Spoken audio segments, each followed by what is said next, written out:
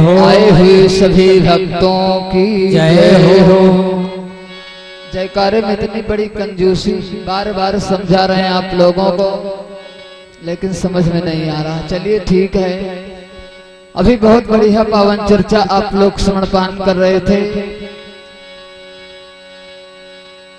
रामचरितमानस के माध्यम से बहुत सुंदर चर्चा चल रही थी कि देखिए बिना बुलाए सती पहुंची, परिणाम क्या निकला, अग्निकुंड में जल करके भस्म हो गई। तो जिस जगह से निमंत्रण ना आए वहां पर जाना नहीं चाहिए। इस कथा से यही हम लोगों को सीख मिलती है, शिक्षा मिलती है। लेकिन चलिए ठीक है, अब आइए श्रीमद् भागवत कथा में प्रवेश करेंगे। दोपहर की बेला में आप लोग सुन रहे थे, जो भी भक्त लोग हमारे आए थे, कि महाराज परीक्षित को राजा बना करके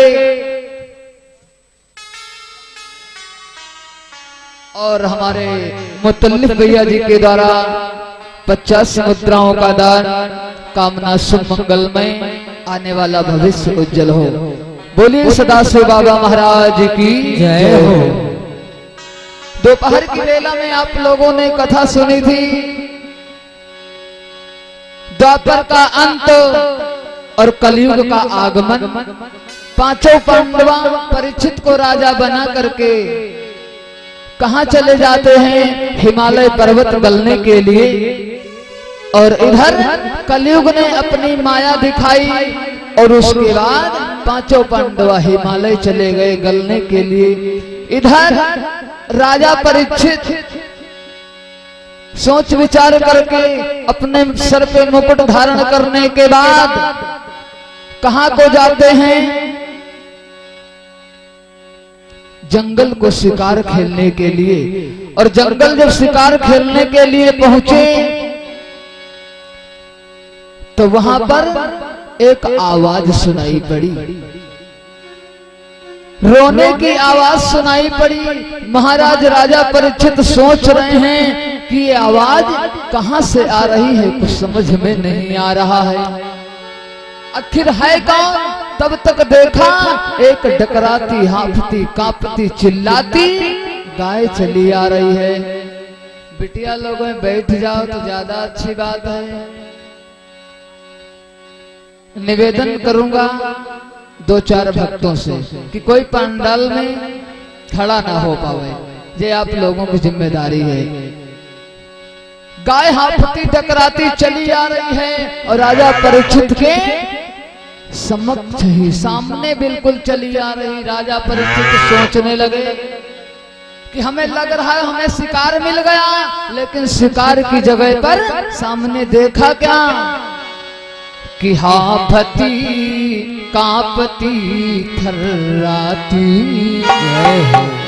हांफती कांपती थर्राती, थमकी थी कहीं उछलती है।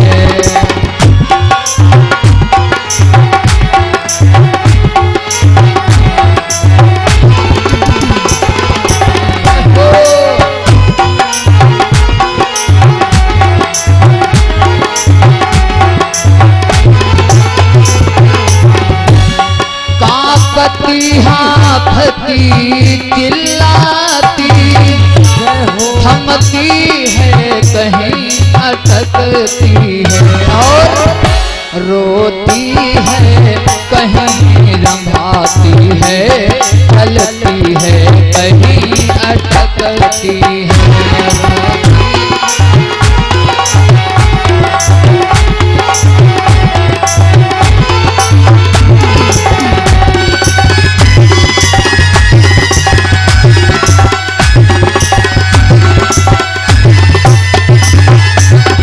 सामने देखा राजा परीक्षित ने एक गाय चली आ रही है, रथ को रोक दिया। घोड़े पर सवार थे, घोड़े के नीचे आ गया, गाय को रोक लिया।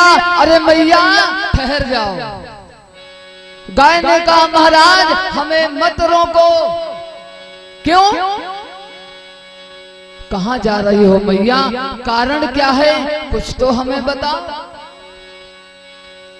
गाय कहने लगी, राजन ये मत पूछो हमारी दशा कैसी है, अब हमको यहाँ से जाने दो, हमारे बस की बात नहीं है राजन, मत रोको। और गाय से बातचीत हो रही थी, तब तक उसके पीछे से एक लंगड़ाता हुआ, डगराता हुआ, चिल्लाता हुआ बैल चला रहा है। राजा परीक्षित ने बैल को भी रोक लिया, रुक जाओ। बैल ने कहा, राजन अगर हमारी रक्षा कर सको तब तो रोको, नहीं तो हमें जाने दो। देखिए शिकार खेलने वाला राजा आज गाय की रक्षा करने के लिए तैयार हो गया। राजा परीक्षित ने कहा, ठहर जाओ, कौन है वो व्यक्ति जो तुम लोगों को मार रहा है, हमें बताओ तो, किसकी औकात है हमारे राज्य में गाय को इतना कष्ट पहुंचा दे। निधड़क हो करके अपनी बात तो बताओ। गाय से राजा परीक्षित निवेदन कर रहे हैं, कुछ तो कहो। तब तक क्या देखा कि गाय बैल के पीछे एक काला कुरूप चांडाल, जिसके हाथ में एक मूसल और गाय बैल को पीटता चला आ रहा है। राजा परीक्षित ने उसको भी रोक लिया और गाय से कहा है, कौन? महाराज राजा परीक्षित। हे मैया तुम कौन हो, अपना परिचय तो बताओ। गाय रो करके कहने लगी, राजन मैं गाय नहीं हूं। तो कौन हो? गाय ने कहा, सुनिए कि मैं गाय नहीं हूं, पृथ्वीपति, मैं ही पृथ्वी कहलाती हूँ। मैं गाय नहीं हूँ, पृथ्वीपति, मैं ही पृथ्वी कहलाती हूँ।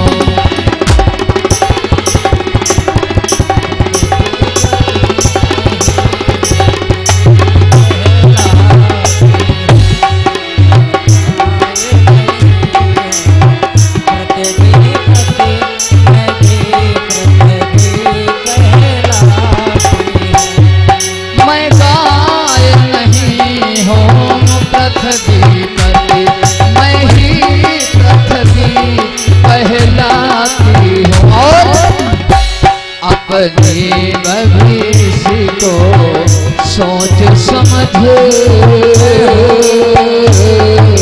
हे राजा अपने भविष्य को सोच समझ दुनिया से भागी जाती हूँ। अपने भविष्य को सोच समझ दुनिया से भागी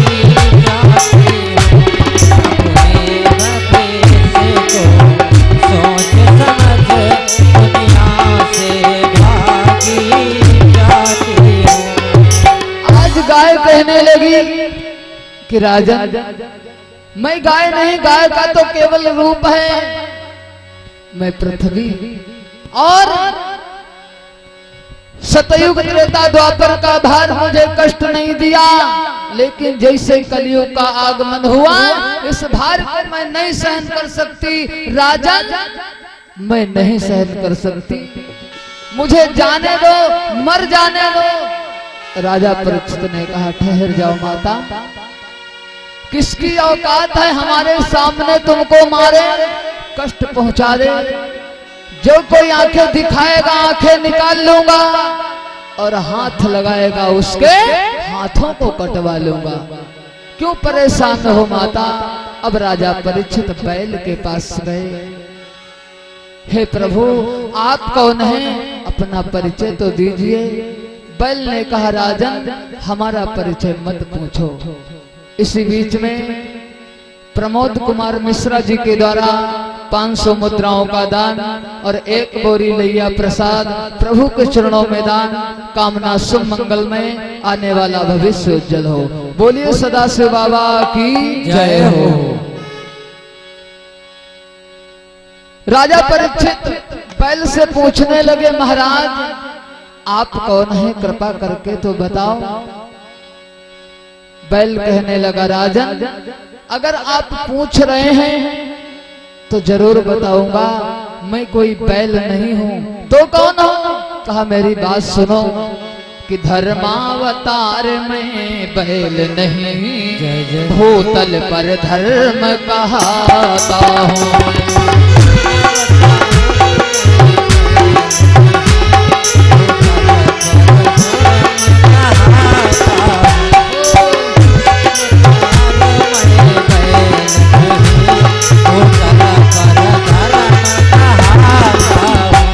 धर्मावतार में बैल नहीं, जय हो भूतल पर धर्म कहाता हूँ। और अपनी निर्बलता के कारण, हे राजन मैं निर्बल हूँ, मेरी सहायता करने वाला कोई नहीं है। अपनी निर्बलता के कारण संसार छोड़ कर आता हूँ। के कारण संसार छोड़ कर जाता हूँ।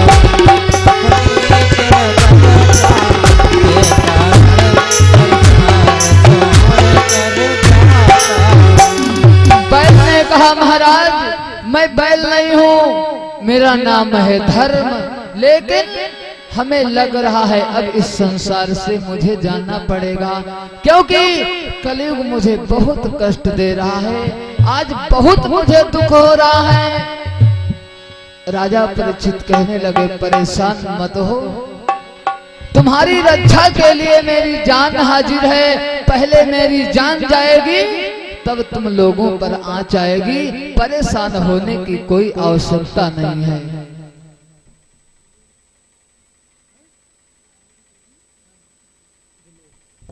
और इसी बीच में दिलीप शुक्ला कोटेदार जी के द्वारा 1 बोरी चावल और 1 बोरी गेहूं का दान, कामना सुमंगल में आने वाला भविष्य उज्जवल हो। बोलिए सदाशिव बाबा महाराज की जय हो।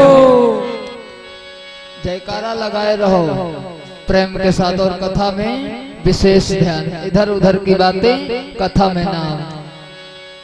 महाराज परीक्षित गाय और बैल का परिचय लेने के बाद उस काले कुरूप चांडाल के पास पहुंचे और कहने लगे, अरे दुष्ट तू कौन है, तेरी इतनी हिम्मत कि हमारे राज्य में गाय और बैल को इतना दुख पहुंचा रहे हो। तुम्हारी समझ में नहीं आ रहा कि ये किसकी राज चल रही है। ऐसा नहीं है कि पार्थ लोग चले गए तो पार्थ का अंश ही खत्म हो गया। तुम्हारी समझ में नहीं आ रहा कि हमारी राज्य में गाय और बैल के ऊपर कोई कष्ट नहीं आना चाहिए। राजा परीक्षित पूछ रहे हैं कि अपना परिचय बताओ, नाम लिखवाते जाओ, लास्ट में बोला जाएगा। जो भी भक्त लोग दान करें अपना अपना नाम अंकित कराओ और लास्ट में सभी का नाम बोला जाएगा। बोले सदाशिव बाबा महाराज की जय हो। महाराज राजा परीक्षित बार बार पूछते हैं कि अपना परिचय तो बताओ, तुम हो कौन। क्योंकि गाय और बैल को तुमने बहुत बड़ा कष्ट पहुंचाया है। ये कष्ट हमको सहन नहीं हुआ। हम शिकार खेलने के लिए आए थे, लेकिन आज गाय और बैल की रक्षा करने के लिए हम खुद तैयार हो गए हैं।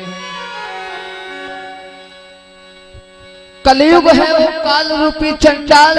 वो कहने लगा, महाराज अगर हमारा परिचय पूछते हो तो हमारा नाम है कलयुग। सबका समय आता है राजन, आप मुझ पे नाराज मत हो, क्योंकि कभी समय आया था सतयुग का और त्रेता द्वापर का। अब हमारा समय आया है तो हम कलयुग हैं, हमारा आगमन हुआ है। आप तो समझ रहे हैं कि हमारे अंदर केवल अवगुण भरे हैं, लेकिन ऐसा नहीं है। अगर अवगुण है 10-20 तो 2-3 हमारे अंदर गुण भी हैं। अगर आपकी इच्छा हो तो हम बताने का प्रयास करें। राजा परीक्षित ने कहा ठीक है, अपने गुण बताओ, तुम्हारे अंदर गुण कौन से हैं। तो महाराज राजा परीक्षित वो कलयुग कह रहा है कि सुनिए राजन, हमारे अंदर कौन से गुण हैं। कि सतयुग और त्रेता द्वापर में जय हो। राजा परीक्षित से कहता है कौन?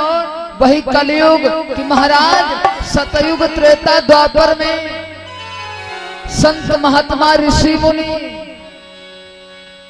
तपस्या करते करते मर गए, लेकिन मुक्ति नहीं हुई। और इस कलयुग में केवल एक बार भगवान का नाम लेने से मुक्ति हो जाएगी।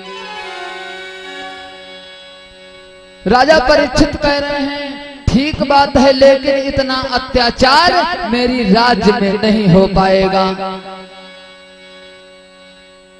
राजा परीक्षित से हाथ जोड़ करके कलयुग कहने लगा महाराज ऐसी कोई बात नहीं है, लेकिन कम से कम इतना हमारे ऊपर उपकार करो कि एक स्थान हमें बता दो जिस स्थान पर हम निवास कर सके।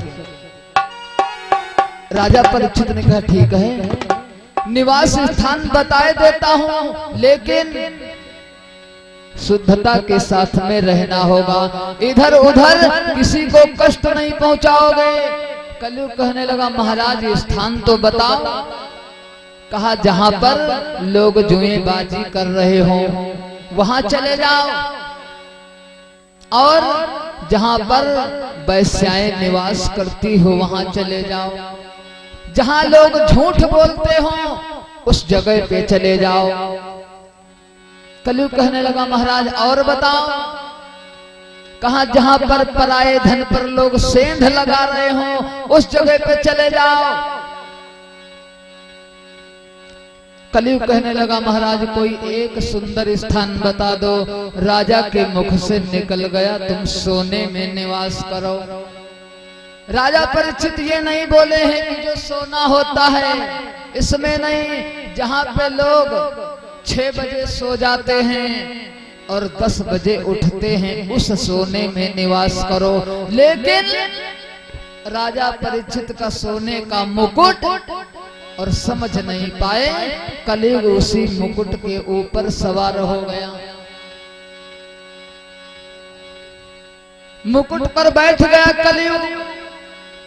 अब राजा परीक्षित के ऊपर जब कलयुग सवार है तो बुद्धि काम नहीं कर रही। हम क्या करें, कहां जाएं, कुछ समझ में नहीं आता है। कहां जाना चाहिए? भैया लोग बहुत ज्यादा शोरगुल कर रहे हैं, क्योंकि जब इधर उधर बच्चे शोरगुल करेंगे तो कथा समझ में नहीं आएगी। निवेदन करूंगा सभी भक्तों से कि आराम से बैठ करके भगवान की पावन कथा श्रवण पान करो, तब ज्यादा आनंद आएगा। बोले सच्चिदानंद भगवान की जय हो। कलयुग जब सवार हो गया सिर पे राजा के, तो राजा परीक्षित वन में भ्रमण करने लगे। इतनी जोर से प्यास लगी है कि कुछ पूछो ना। प्यास के मारे इतना व्याकुल जंगल की ओर बढ़ते जा रहे हैं, तब तक एक आश्रम दिखाई पड़ा। आश्रम की तरफ गए जहां पर निवास कर रहे हैं महान ऋषि लोमस ऋषि का आश्रम बना हुआ है। और आश्रम के पास जब पहुंचे तो क्या देखा कि एक बाबा तपस्या में लगे हैं। कि आंखों ने देखा तपस्वी को, राजा परीक्षित देख रहे हैं कि आंखों ने देखा तपस्वी को, आंखों का पलक गिराया है। आंखों ने देखा तपस्वी को, नीचे को पलक गिराया है।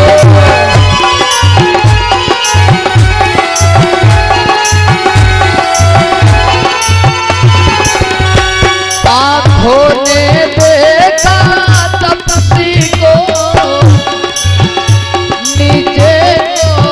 पलक गिराया है। और दिल ने सोचा देख कर मुझे, दिल ने सोचा देख कर मुझे, इसने आँख को चुराया है। दिल से सोचा देख कर मुझे, इसने आँखों को चुराया है। दिल से सोचा देख कर मुझे, इसने आँखों को चुराया है। महाराज राजा परीक्षित सोचने लगे कि ये बाबा ढोंग बना रहा है, और जैसे हमको देखा अपनी आंखें बंद कर ली। तपस्या का केवल नाटक बहाना, ऐसे काम नहीं चलेगा। राजा परीक्षित पास में पहुंचे, ए बाबा एक गिलास पानी पिला दो, बहुत जोर से प्यास लगी है। लेकिन बाबा तो तपस्या में लगे हैं, तपस्या खंडित नहीं हो सकती है, समय पर ही तपस्या से जागृत होंगे मुनिश्री। बार बार राजा परीक्षित जगा रहे हैं, अरे बाबा मेरी बात सुन लो, केवल थोड़ा सा जल चाहिए, मान जाओ बाबा। लेकिन बाबा की आंखें नहीं खोली। राजा परीक्षित की क्रोध आया, क्योंकि सिर पे बैठा है कलयुग, सब माया उसी की है। राजा परीक्षित क्या करते हैं, उसी जगह पर एक मृतक सर्प पड़ा था, तलवार की नोक से उस सर्प को उठा लिया और उठा करके लोमस ऋषि के गले में डाल दिया। और ये कुकर्म करने के बाद राजा परीक्षित वहां से चले गए। और जब अपने भवन को पहुंचे, मुकुट को उतार के रखा, तब याद आया आज मुझसे बहुत बड़ी गलती हो गई है। पश्चाताप करने लगे, लेकिन पश्चाताप करने से कोई लाभ नहीं होता है। इधर एक लोमस ऋषि के पुत्र थे जिनका नाम था श्रृंगी ऋषि। श्रृंगी ऋषि सोचने लगे हमारे पिताश्री समाधि से जागृत हुए होंगे, चलो कुछ जलपान की व्यवस्था कर दें। जलपान लेकर के चले। पिताश्री के पास जब पहुंचे तो क्या देखा कि उनके गले में एक मृतक सर्प पड़ा है। देख करके श्रृंगी ऋषि के क्रोध आ गया, आग बबूला हो गए और श्राप देने लगे, क्योंकि सच्चे ब्राह्मण सच्चे महात्मा अपमान नहीं सहन करते हैं। श्रृंगी ऋषि श्राप दे दिया, अरे दुष्ट दुराचारी, जिस चांडाल ने हमारे पिता के गले में मृतक सर्प डाला है, जाओ मैं श्राप देता हूं कि 7वें दिन यही तक्षक जीवित तो होकर के उस दुष्ट को डस ले। श्राप दे दिया। पृथ्वी पर एक धमाका हुआ, लोमस ऋषि की आंखें खुल गई। लोमस ऋषि अपने बेटा को क्रोधित देखा, बोले बेटा क्या हुआ। श्रृंगी ऋषि कहने लगे पिताश्री अपने शरीर को देखो। लोमस ऋषि ने जब देखा मृतक सर्प, कहने लगे बेटा तुमने श्राप तो नहीं दिया। श्रृंगी ऋषि कहने लगे पिताश्री वो तो पहले ही हो चुका, क्योंकि लोमस ऋषि समझ गए सब काली करतूत परीक्षित की है, लेकिन उनका कोई दोष नहीं है, ये कलयुग की माया है, क्योंकि सिर पे बैठा था कलयुग। लोमस ऋषि कह रहे हैं बेटा तुमने बहुत गलत काम किया है, ऐसा राजा अब नहीं होगा, इतना तगड़ा श्राप। श्रृंगी ऋषि कहने लगे सुनो पिताश्री मुझे अपमान सहन नहीं होता है कि सच्चे ब्राह्मण सच्चे मुनीस अपमान सहन कब करते हैं। सच्चे मुनीस अपमान सहने नहीं करते हैं। सच्चे ब्राह्मणी सच्चे मुनीस अपमान सहने नहीं करते हैं। सच्चे ब्राह्मण सच्चे मुनीस अपमान सहने करते हैं। और श्री राधे। सच्चों के आगे तो भाई, सच्चों के आगे तो भाई ब्रह्मा महेश भी करते हैं।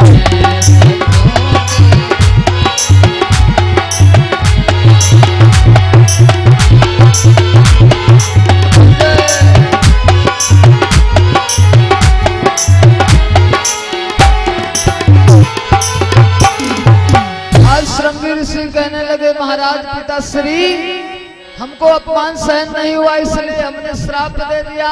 बोले बेटा किसी शिष्य को भेज दो जो जा करके कम से कम राजा परीक्षित को ये तो बता दे कि अपने मुक्ति का कोई उपाय ढूंढ लो।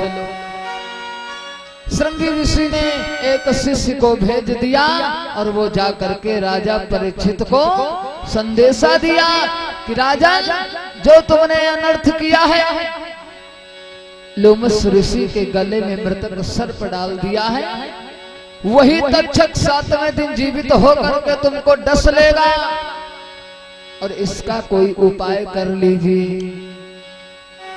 इतना कह करके शिष्य तो वापस आ गया। निवेदन है सभी भक्तों से, हम देख रहे हैं इधर उधर बहुत ज्यादा बातें चल रही हैं, पंडाल में शांति बनाए रखो, नहीं तो अभी जादूगर भैया आने वाले हैं। जादूगर का नाम सुनता देखो कितनी बड़ी खुशी, मालूम पड़ रहा धन दौलत सब मिल गया। कथा से भी प्रेम किया जाता, ऐसा नहीं केवल जादू देख लो हैं। अब बच्चे तो जादू देख रहे हैं लेकिन पीछे वाले भैया दादा लोगों को कथा नहीं सुनने दे रहे हैं। अब कल से सिस्टम बदल जाएगा, क्योंकि जो अभी बता गए हैं शास्त्री जी वही होगा। जहां पर ज्यादा बच्चे हैं वहां पर एक दादा आराम से बैठ जाएं, क्योंकि बच्चे लोग फिर शोरगुल नहीं करेंगे उनके दबाव से। बोले सदाशिव बाबा महाराज की जय हो। शांति बनाए रखो, अभी जादू का आनंद आप लोगों को दिया जाएगा। बहुत बढ़िया बंगाल के मशहूर जादूगर आए हैं।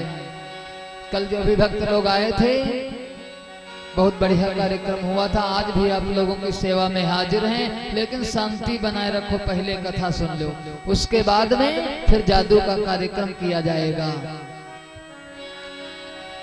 आज महाराज राजा परीक्षित को जब ये सूचना मिली तो राजा परीक्षित के आंखों में अश्रु की धारा बहने लगी। राजा परीक्षित सोच रहे हैं कि हमसे बहुत बड़ी गलती हो गई, अब क्या किया जाए। घर परिवार से मोह को छोड़ दिया और अपने बेटा को राज्य का कार्यभार सौंप दिया। राजा परीक्षित के लड़के का नाम था जन्मेजय। जन्मेजय को राज्य का अधिकारी बना दिया, राजा बना दिया और स्वयं वन को निकल पड़े। जोगिया भेष धारण कर लिया। काहे के लिए? क्योंकि मुक्ति का उपाय ढूंढना है। और मुक्ति का उपाय कहाँ है? जब सत्संग करोगे तब भगवान की पावन कथा सुनने से मुक्ति हो जाती है। अब दोपहर की बेला में हम बता रहे थे कि कितनी माताएं बहनें पति को प्रणाम करके आई है, एक और नहीं निकली थी। और हो सकता है कि हमारे कहे अनुसार इतने टाइम एक दो प्रणाम करके आए हो। है कोई? उठाओ अपना अपना हाथ जो पति को प्रणाम किया हो। एक ईद पत्नी ने छुई आए हैं पाए। बोलिए सच्चिदानंद भगवान की जय हो। बात सत्य है, ये करते होंगे इसलिए हाँ सबके सीधे हो गए और इधर से जवाब नहीं आया, क्योंकि ये लोग नहीं कर रही हैं, लेकिन करना चाहिए, धर्म है कही है। क्योंकि पहले नियम ये था, कौन सा? कि पत्नी अपने पति का नाम नहीं लेती थी। आजकल तो मॉडल जमाना है, एक दूसरे का नाम सब ले रहे हैं, लेकिन कुछ अभी ऐसी हैं पत्नियां जो अपने पति का नाम नहीं ले सकती, चाहे जैसा काम फंसे। एक पति पत्नी गए थे कहाँ, मेला घूमने के लिए। उदाहरण दे रहे हैं आप लोगों को, जब कठिन समस्या पड़े तो नाम बता देना, नहीं तो गड़बड़ हो जाएगा। पहुंच गए दोनों लोग मेला देखने के लिए, और वहां जैसे बाजार में कार्यक्रम चल रहा है ऐसे ही कथा चल रही थी। अब उनके पति देवता कहीं गायब हो गए मेले में, तो पंडित जी के पास पत्नी पहुंच गई, क्या कहने लगी, पंडित जी ऐसा करो, हमरे उनका नाम बुलाए दो, क्योंकि कहूं चले गए हैं। अब पंडित जी कह रहे हैं उनका हम कहीं का बुला दे, कुछ नाव गांव है कि नहीं है। कहें पंडित जी ऐसा करो, नाम तो हम ले नहीं सकते हैं, कुछ इशारे से बुला दो। पंडित जी कह रहे हैं हम इशारा कौन करें, कुछ तो बताओ, कौन है तुम्हारे पति, नाम क्या है। तो वो कह रही है पंडित जी से, पंडित जी ऐसा करो, जितने तीर्थ यात्रा हैं जहाँ पे लोग दर्शन करने जाते हैं, इनकी गिनती करो, इन्हें हमारे पति देवता हैं। अब देख लो बुद्धिमानी, पति का नाम नहीं ले रही है। तो पंडित जी कहने लगे काशी विश्वनाथ, कहने विश्वनाथ नहीं नाम, कहें तो बनारस, हाँ हाँ, वृंदावन ना, नैमिष नहीं, तो क्या नाम है, मथुरा। कहें हाँ पंडित जी अब धीरे धीरे नंगिचाए रहे हो, कहें थोड़ा और आगे बढ़ जाओ। कहें पंडित जी वो कथा के बाद में जब प्रसाद मिलते हैं उसका कहा, कहें अच्छा प्रसाद वितरण किया जाता है, कहीं लैया बटती है उसको क्या कहते हैं, कहीं प्रसाद, कहीं पूरा या कहीं मिला, कहीं मथुरा प्रसाद। कहने हाँ, तो ऐसा आप लोग ना करो, अगर समस्या कठिन पड़े तो नाम बता देना। जब तक इतना बवाल करोगे तब तक पति देवता पता नहीं कहां पहुंच जाएंगे। तो निवेदन सभी भक्तों से है, एक दूसरे में मेल होना चाहिए, काम तभी आगे बढ़ेगा, कार्य आगे तभी बढ़ सकता है जब आपस में मेल हो। राजा परीक्षित सोचते हैं कि अगर हम सत्संगति नहीं करेंगे, भगवान की शरण में नहीं जाएंगे तो हमारी मुक्ति नहीं हो सकती है। राजा परीक्षित भ्रमण करते हुए चले जा रहे हैं, और कहां पहुंचे हैं, गंगा जी के किनारे। देखा एक से एक ऋषि मुनि वहां पर विराजमान हैं, रमण रेती पर विद्यमान है, और जाकर के वहीं पर बैठ गए। संत महात्मा देखते हैं, अरे राजा परीक्षित की ये दशा, आकर के पूछने लगे राजन क्या हो गया, ये दशा तुम्हारी राजसी पोशाक कहाँ गई। राजा परीक्षित कहने लगे भगवान हमसे बहुत बड़ी गलती हो गई, बहुत बड़ा दुख हो रहा, पश्चाताप हो रहा है। ऋषि लोग पूछते हैं राजन कौन सी गलती, सारी बात बताई गई। परेशान मत हो राजन, मुक्ति का उपाय है मेरे पास। अभी हमारे परम पूज्य सुखदेव जी का आगमन होगा, और जिनके मुखारबिंद से अगर आप श्रीमद् भागवत कथा को श्रवणपान करोगे तो तुम्हारी मुक्ति हो जाएगी। राजा परीक्षित को धीर बनाया गया, धैर्य धारण हुआ। राजा परीक्षित सोचने लगे कि कितनी जल्दी हमारे गुरुदेव भगवान आ जाएं। तब तक क्या देखा कि अंग पर कोई वस्त्र नहीं है, छोटा सा बालक चला आ रहा है, और सभी ऋषि मुनि जाकर के चरणों में प्रणाम किया। लेकिन राजा परीक्षित के थोड़ा सा अहंकार उस जगह पर भी आ गया। कहने लगे इतना छोटा बालक, मैं नहीं जाऊंगा प्रणाम करने के लिए। तब ऋषि मुनि समझाने लगे राजन ये बालक नहीं है, ये महान संत हैं, जिनका नाम है सुखदेव जी महाराज। जाओ इनके चरणों में प्रणाम करो, विनती करो, अगर इनकी कृपा हो जाएगी तो तुम्हारी मुक्ति जरूर हो जाएगी। आज महाराज राजा परीक्षित जाकर के सुखदेव भगवान के चरणों में बारंबार प्रणाम किया और कहने लगे, महाराज मुझसे बहुत बड़ी गलती हो गई है, मुझे क्षमा कर दो। सुखदेव जी महाराज कहते हैं, राजा ऐसी कौन सी गलती हुई है, परेशान मत हो। जिस जगह पर आए हो ये हरिद्वार है, यहाँ पर हर एक व्यक्ति की मुक्ति हो जाती है, परेशान होने की कोई जरूरत नहीं है, परेशान कभी मत होना। राजा परीक्षित से सुखदेव जी महाराज कहते हैं, राजा एक आसन पर बैठ करके एकाग्र चित्त मन को करके भगवान की कथा सुननी होगी, श्रीमद् भागवत कथा, जिसको सुनने से तुम्हारी मुक्ति जरूर हो जाएगी। लेकिन राजा कथा सुनने में कई विघ्न आते हैं,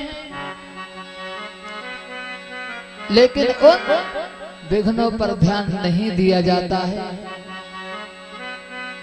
ताली बजा करके प्रेम के साथ गुणगान करते जाओ और भगवान की कथा को सुनते जाओ।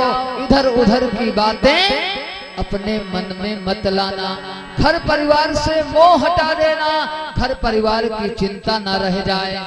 क्योंकि सुखदेव जी महाराज राजा परीक्षित से कहते हैं, कोई आता है कथा सुनने और आजकल कोई आता है केवल एक जो मूर्तियां लगी हैं इनको देखने के लिए। कुछ लोग आते हैं कि चलो भाई कटका बाजार में बहुत बढ़िया इंस्ट्रूमेंट आया है, आर्गन भी बजता है, कहीं कोई पंडित जी आ रहे हैं, इतनी बड़ी हारमोनियम आ रहा है कि इतना बड़ा बाजा हुआ। कुछ लोग ये सोचते हैं और पैड भी बज रही है, कुछ ये सुनने आते हैं। और कुछ लोग कहीं ना कहीं ढोलक मास्टर जो नए हैं बहुत ज्यादा तिरकुट लगावत है। कुछ लोग केवल ढोलक मास्टर को देखने आते हैं और ढोलक मास्टर हमारे भैया इंटरनेशनल मास्टर हैं, जो तीनों लोग बैठे हैं। साधना चैनल पर आप लोग देख भी चुके हैं, जो 3 व्यक्ति बैठे हैं हमारे दादा लोग, साधना टीवी पर आते हैं, इनका आप लोग दर्शन कर भी चुके हैं।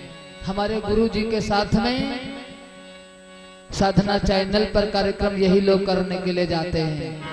तो इंटरनेशनल मास्टर हैं और हम हमारे कोनो नेशनल नहीं है, हम तो छोटे मोटे हैं, क्योंकि हम लोग सीख रहे हैं अभी और ये लोग बहुत बड़े वाले हैं।